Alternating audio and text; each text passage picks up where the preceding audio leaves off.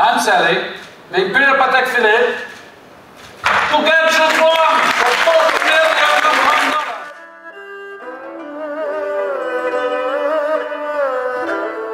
চীনের কিং বংশের শেষ সম্রাট আইসিন গিওরো পুইয়ের ব্যবহৃত একটি হাতঘড়ি ৬৭ কোটি টাকা বা $৬.২ মিলিয়ন বিক্রি হয়েছে। হংকংয়ে একটি নিলাম কেন্দ্রে ঘড়িটি বিক্রি করা হয়।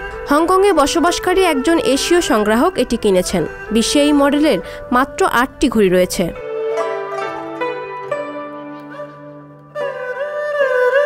বিলাসবহুল ঘড়ি প্রস্তুতকারী কোম্পানি পাটেক ফিলিপের এই ঘড়ির মডেলটি অত্যন্ত বিরল হওয়ায় এর দাম এত বেশি। লন্ডন ভিত্তিক নিলাম প্রতিষ্ঠান ফিলিপস হাউস জানিয়েছে, সোভিয়েত ইউনিয়ন কর্তৃক বন্দী হওয়ার সময় পুই তার রাশিয়ান দোভাষীকে ঘড়িটি উপহার দিয়েছিলেন।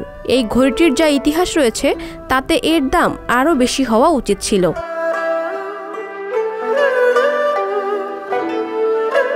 ঘড়িটি ১.২ ইঞ্চি ব্যাসের এবং এটি তৈরিতে প্লাটিনাম ব্যবহার করা হয়েছে। এর ডায়ালগুলো লেখা হয়েছে আরবি সংখ্যায়।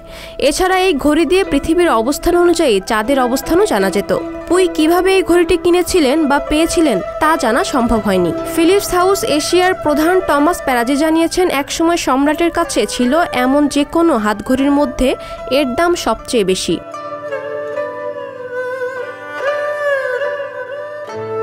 আইসিন গিওরো পুই ১৯০৬ সালে জন্মগ্রহণ করেন। তিনি ছিলেন চীনের কিং রাজবংশের শেষ সম্রাট।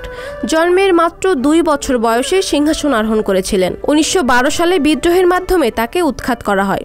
পরবর্তীতে ১৯১৭ সালে সংক্ষিপ্তভাবে সম্রাট হিসেবে পুনর্বহাল করা হয় তাকে। পুইয়ের জীবনের উপর ভিত্তি করে ১৯৮৭ সালে নির্মাণ করা হয় অস্কার বিজয়ী চলচ্চিত্র দ্য লাস্ট এম্পারার।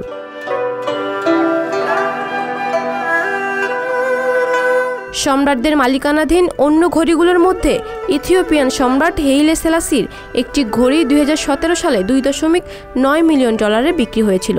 এছাড়া একই সালে একটি রোলেক্স ঘড়ি যা ভিয়েতনামের শেষ সম্রাট বাও দাইয়ের কাছে ছিল, সেটি নিলামে $৫ মিলিয়ন বিক্রি হয়েছিল।